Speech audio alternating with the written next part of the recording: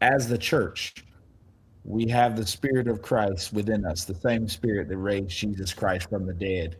We should be the most creative place in the world, based on that. So to me, it's one of those things that there should be an internal catalyst, an internal impetus for us to create the type of music, to create the type of experiences, worship experiences that connect with all kinds of people, wherever they are on the spectrum of spiritual maturity. I'm happy you said something about worship experience because I feel like it's all the package deal sometimes from a student's perspective. It's like, okay, I'm going to come to this really large building and they've got really expensive lights and everything is running smooth. I feel like I'm at a concert almost.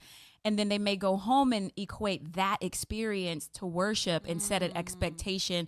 But then maybe they do go to a different cultural church where the sound is bad and, but to an experienced believer, they might feel the presence of God so heavy, but from a person's experience of quality control, if you will, in production, I feel like we've intertwined the two so much that we do miss the message. Even me as an adult, sometimes going to churches, I'm like, okay, this is the time to worship. That person is up there killing it, or that person needs, oh, that was a bad note, and you just constantly trying to like remind yourself why you're there. And so I'm just thinking about it from a leader's perspective. Is there anything that's been helpful that refocuses us all back to, no matter what culture we're in, that we're all here with the same goal in mind, even across ages and sound issues? Yeah, I would say I would say there's a couple things. Biblically, historically, context wise, when the people of God went to worship, they were always going up. It was a journey upward. And historically, um, the temple of where they worshiped was a $300 billion structure. So it was not like a mom and pop storefront. It was one of the most beautiful places that you would ever set your eyes on. So this, to me, I feel like from a production standpoint, we're not even anywhere close. No matter how great the lights are, no matter how great the sound is, we're nowhere close to a $300 billion structure in terms of our grandness or the majesty of Christ. But also, I feel that one thing that kind of helps in terms of experience. This is something that I've been thinking about. That not all worship is praise, but all praise is worship. And in the Bible, you see the word praise in the Psalms translated 7 different ways. You have so many different expressions of praise. Just the same way that love is translated different ways. You have agape, phileo, storge, eros. In the Psalms and in the Bible, you have praise. You have, I'm not going to remember all of them, but a few of them. You have Yada, you have Toda, you have Barak, you have Tehillah. All of these represent different things that you can do with your body, which I feel that sometimes we leave a lot on the table, missing the connection between our bodies, our physical bodies, what we do with our physical bodies, and the role that that plays in worship. If you lift your hands in expectation of what God is going to do, you're worshiping God. If you bow down, if you put your head to the ground in reverence to Him, that's worship. That verse that a lot of people, a lot of worship leaders quote, God inhabits the praises of His people. Praise there is translated Tehillah. It's the unrehearsed song. It's the song of the moment. Yeah. It's the song that's not in planning center. It's the song that they weren't planning on. It was the song of the Lord. And I think if we gather a greater biblical context for worship, I feel like it will help us, across all the generations. And a part of it too is Psalm 78.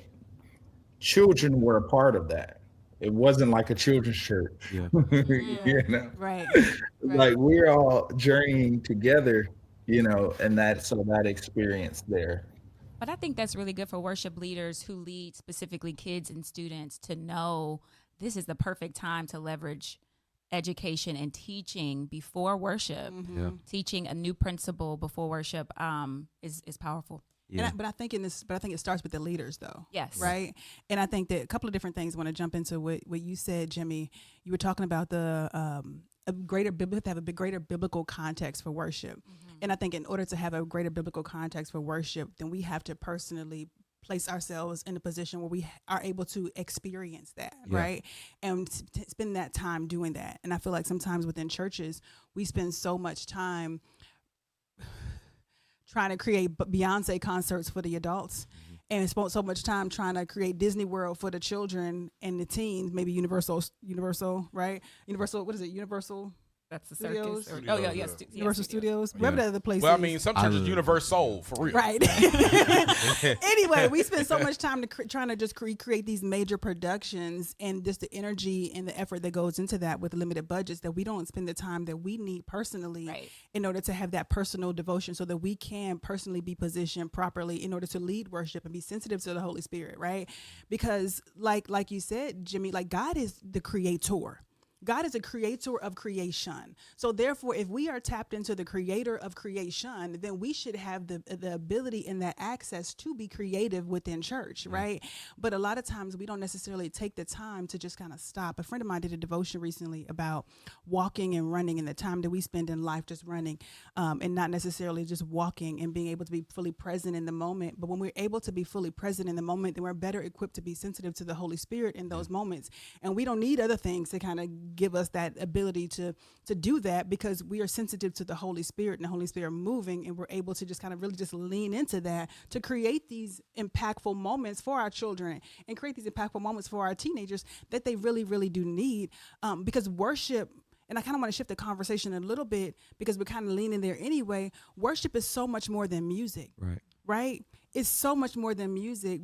And when we think about just the musical component of it, and how can we provide music into this worship service, then we do our youth and even our children a disservice of not exposing them to the totality of what worship really is, right? And then they need, like Ash, like you were talking about, they need to get home, and it's a Tuesday night, and life is falling apart, and hell is happening all around them, and they're like, I need the production, I need this, I need that. No, you don't. Yeah. Tap into the God that's within you, but we're not equipped to do that because of what we have seen the production sometimes, right?